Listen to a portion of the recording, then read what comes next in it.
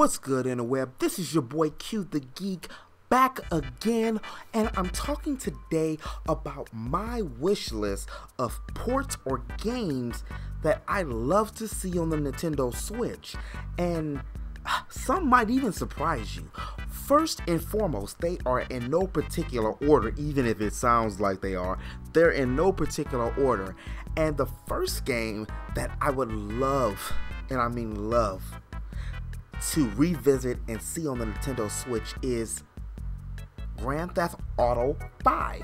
And I feel that GTA 5 it's only appropriate for GTA 5 to come out on the Switch now, especially depending on how the sales for LA Noire that's coming out this holiday season. Yes, this holiday season, a Rockstar game on Nintendo coming out for a Nintendo this holiday season.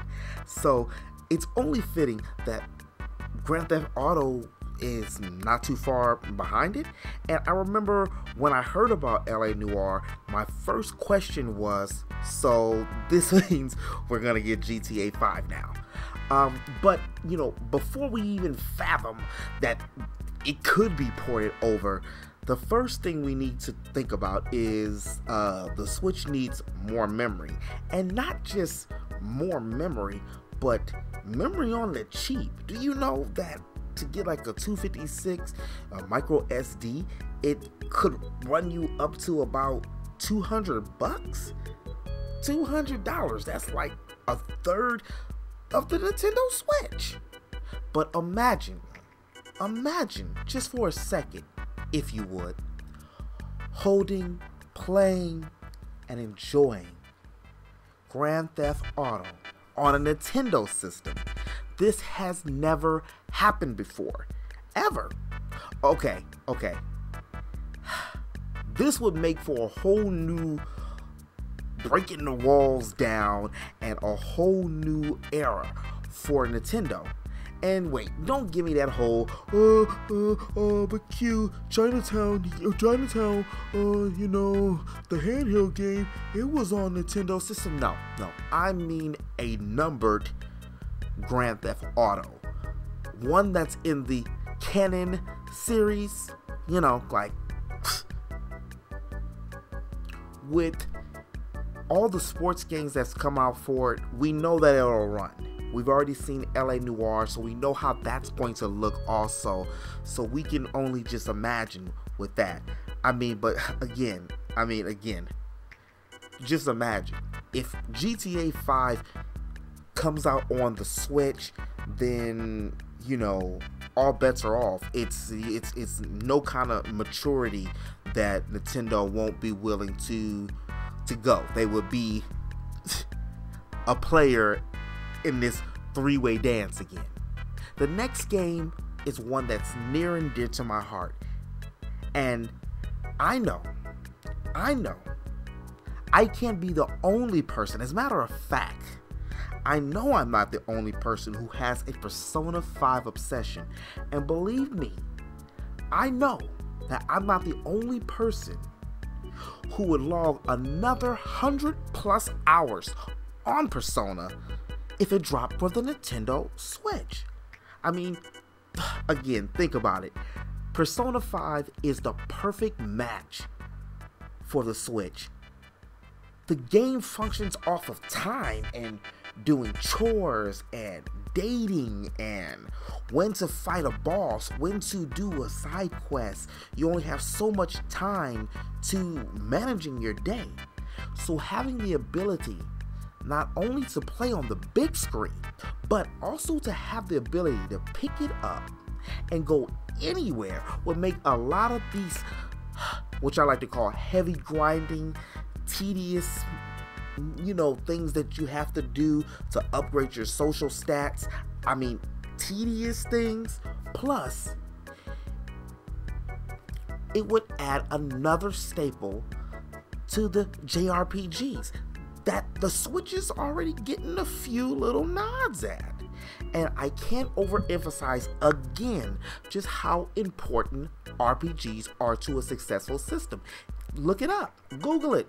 It's a backbone Overwatch. Now, I didn't get a chance to jump on Overwatch like I wanted to because I didn't think it was going to be as big as it was, in all honesty, and it's a game that I still need to visit more. But I do know and appreciate what Overwatch does and brings to a system, especially as far as the community goes. And rumors, you know, there's always rumors about something. I mean, rumors everywhere, and I mean everywhere. But not too long ago, Reddit was on fire. I don't know if y'all remember this, when one of the bosses at Blizzard mentioned that it could be a possibility or something that, you know, could come out for a certain franchise. You know, that whole let's see how the Switch kind of thing does with let's say it but not say it. But think about it, and it's Overwatch is an amazing game. Think about it. If Overwatch and that community, or the people who play Overwatch, were able to play that on the go, on the Nintendo Switch, just imagine. Think about that. I mean, that would be pretty amazing. And matter of fact, you know, it would even bring in its own new type of people, like for people like myself who haven't played it like that. And, you know, the only thing is, again, that I really feel is it's the memory. I can't get, you know, when you start getting to these AAA titles, it's that damn memory that's going to eat us up. And I know Nintendo did have, they were talking about, like, it has a partnership now with a micro SD company. I can't remember what it is right now. If I remember, I will go ahead and put it in the link below. But I remember them talking about that a while back, and hopefully it's a little cheaper. Maybe we can get a terabyte or two for under $100, something. Come on now. The next game is, look, basically, I'm not really even into the game like that. And again, I do know what it brings to the table. Give me a Call of Duty anything. Now, one thing I do know about Call of Duty, and one thing that it's shown me over the years, is no matter what, or when, or how, or even if it's a rumor, when fall comes, a new Call of Duty comes out. And even as much shit as people talk, they're gonna buy a new Call of Duty. COD is not even my kind of jam, but again, I do realize what it brings to the table. I'm personally more of an RPG type of dude than an FPS kind of dude. But I mean, I can't even lie though.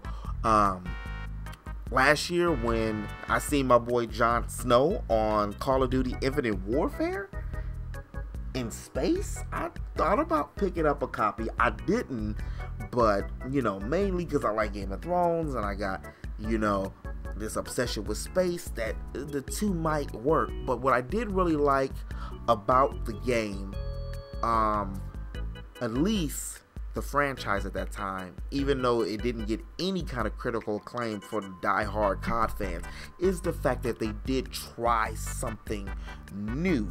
And I did appreciate that, them trying something new. But, you know, again, all the shit that people talked about it, that are the die-hard COD fans, still end up picking up the game. So, and last but not least, Final Fantasy 15. I mean, Final Fantasy 15. Now, before you even think about getting quite possibly the greatest game ever made in Final Fantasy VII, the remake for the Switch, we first have to, you know, set some solid type of footwork with Square Enix and get a game like Final Fantasy 15, a game that's a numbered game in their flagship series. There hasn't been a numbered Final Fantasy on a Nintendo since 6, which was 3 in America. So that's been a minute. We on 15 now, going to 16. So damn. And like rumors go, we've already heard the rumors that for months now, matter of fact, that it could possibly be coming for the Nintendo Switch, because we know that the Nintendo Switch might get the the pocket one, the chibi one, the Final Fantasy 15 Pocket Edition, and you know, just like the Luna, we've been getting that for the longest, but that's another story about that too. In my heart of hearts, if the Switch has Final Fantasy 15 on it, Final Fantasy 7, the remastered, the remake, is coming too. And speaking of hearts, if the Switch were to get Final Fantasy 15, you already know that Kingdom Hearts 3, whenever that comes out, it's almost been, what, 2 generations? This is going to the 3rd generation for the game to come out. But what do you think? Do you agree with anything that's on my list? Yes? No? Maybe? This dude is crazy? Or do you have a game that you think should be on or ported over to the Nintendo Switch? Comment in the comment section below. I'd like to hear what you think. What game will be on your list? And as always, this has been your boy Q, your friendly neighborhood geek. If you did like this video, you already know what to do. Peace.